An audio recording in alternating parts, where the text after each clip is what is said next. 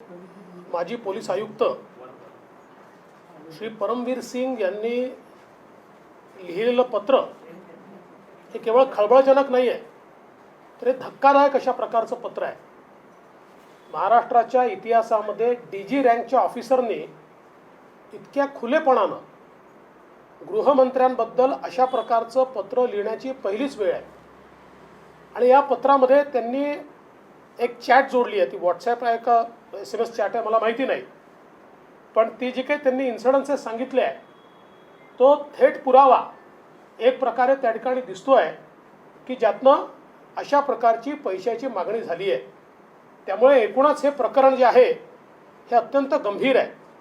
ज्या प्रकारे महाराष्ट्राच्या पोलीस विभागामध्ये वेगवेगळ्या प्रकारचे प्रकरण उघडकीस येत आहेत, ज्या प्रकारे इथे पोस्टिंग असतील, लोकांना अधिकार द्यायचा असेल, याच्यामध्ये वेगवेगळ्या प्रकारचे व्यवहार पाहायला मिळत आहेत.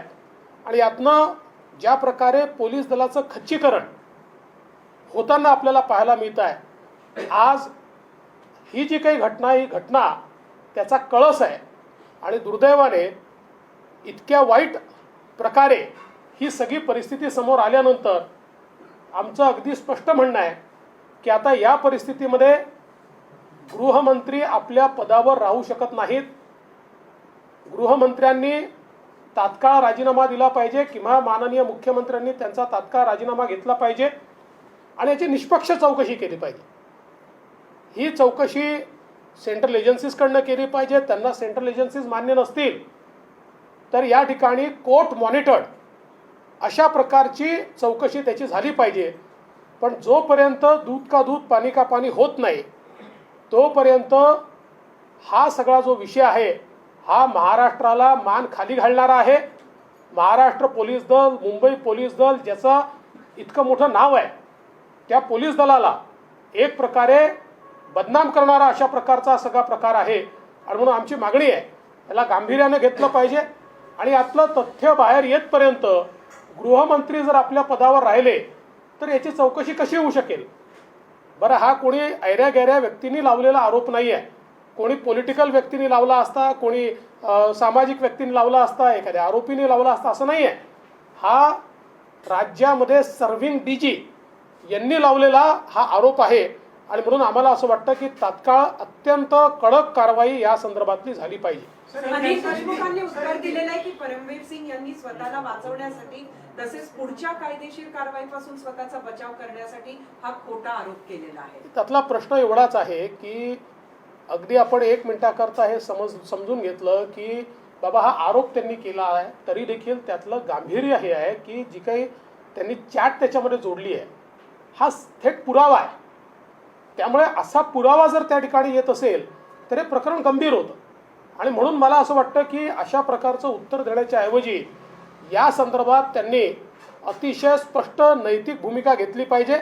आणि मुख्यमंत्र्यांनी तात्काळ या संदर्भात ॲक्शन घेऊन मला असं वाटतं की जे काही ते बोलत असतात ते कृतीत उतरवून दाखवलं पाहिजे. मुख्यमंत्र्यांना सुद्धा ह्या बाबतीत आपण सांगितलं असल्याचं या पत्रामध्ये नमूद केलंय.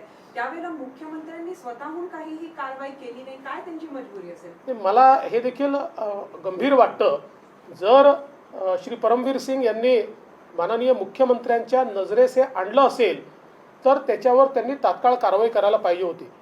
कदाचित आपलं सरकार वाचवण्याच्या नादामध्ये किंवा याचं सरकार आपलं त्या ठिकाणी जाऊ शकतं असा संशय आल्यामुळे त्याच्याकडे दुर्लक्ष करण्याचं काम हे माननीय मुख्यमंत्र्यांनी केलं असेल.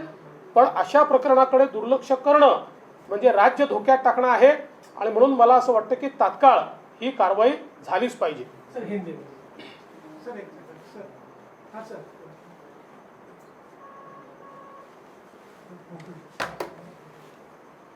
मुंबई के पूर्व पुलिस कमिश्नर और सर्विंग DG श्री परमवीर सिंह, इन्होंने पत्र के माध्यम से जो आरोप लगाए हैं वो अत्यंत गंभीर है.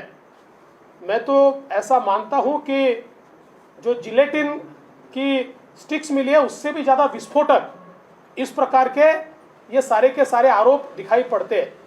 विशेष रूप से इन आरोपों की गंभीरता इसलिए भी बढ़ती है कि ये आरोप एक सर्विंग डीजी ने लगाए हुए हैं और इन आरोपों के साथ उसकी पुष्टि करने के लिए उन्होंने व्हाट्सएप चैट या SMS चैट, जो भी कुछ वो समझ में नहीं आ रहा उस लेटर में से कौन सी चैट है, लेकिन जो चैट उन्होंने लगाई हुई है इसमें बिल्कुल स्पष्टता के साथ वो जिनके साथ बातचीत हो रही है वो कह रहे हैं कि इतने रेस्टोरेंट से इतने पैसे, इतने बार से इतने पैसे, इतना पैसा जमा करने को बोला है। तो ये एक बहुत ही सबल इस प्रकार का एक, मैं ऐसा मानता हूं कि उनके खिलाफ एविडेंस है। ऐसे समय हमारी मांग है कि गृह मंत्री जी ने तुरंत इस्तीफा देना चाहिए, वो नहीं देते तो उनको मुख्यमंत्री जी ने हटाना चाहिए और इसकी निष्पक्ष जांच होनी चाहिए। या तो केंद्रीय एजेंसीज इसकी जांच करे और अगर इसमें राज्य सरकार को ये लगता है कि हमको केंद्रीय एजेंसी से नहीं करनी है तो कोर्ट मॉनिटर्ड इंक्वायरी इसकी होनी चाहिए। लेकिन कोई भी इंक्वायरी तभी सफल हो पाएगी जब एक सर्विंग गृह मंत्री ये अपने पद से दूर होंगे और उसके बाद इसकी उच्च स्तरीय जांच होगी। मुझे ऐसा लगता है महाराष्ट्र के इतिहास में मैंने इतने वर्षों में ये कभी नहीं देखा कि डीजी रैंक का व्यक्ति और जो सर्विंग डीजी है और जो मुंबई के सीपी रहे हैं, ऐसा व्यक्ति सीधे मुख्यमंत्री जी को पत्र लिखकर इतने एविडेंस के साथ ये सारी बातें कहते। और इसमें महत्व की बात यह है कि उन्होंने मुख्यमंत्री जी को ये भी कहा है कि ये सारी बात मैंने आपको बताई थी। तो फिर मुख्यमंत्री जी ने उसके ऊपर कार्रवाई क्यों नहीं की? क्या केवल अपनी सरकार बचाने के लिए मुख्यमंत्री जी ने उसको नज़रअंदाज किया? ये भी प्रश्न अब उपस्थित होता है। हमारी मांग है कि तुरंत गृह मंत्री महाराष्ट्र इनको उनके पद से हटाया जाए, या तो वो इस्तीफा दे या उनको हटाया जाए और इसकी निष्पक्ष जांच ये तुरंत की जाए। इस प्रकार की हमारी मांग है। गृह मंत्री ने कहा है कि परमवीर सिंह खुद को बचाना चाह रहे हैं क्या? देखिए, मैं ऐसा मानता हूं कि इसके तथ्य तो बाहर आएंगे। सवाल ये नहीं है कि परमवीर सिंह खुद को बचा रहे हैं या नहीं बचा रहे।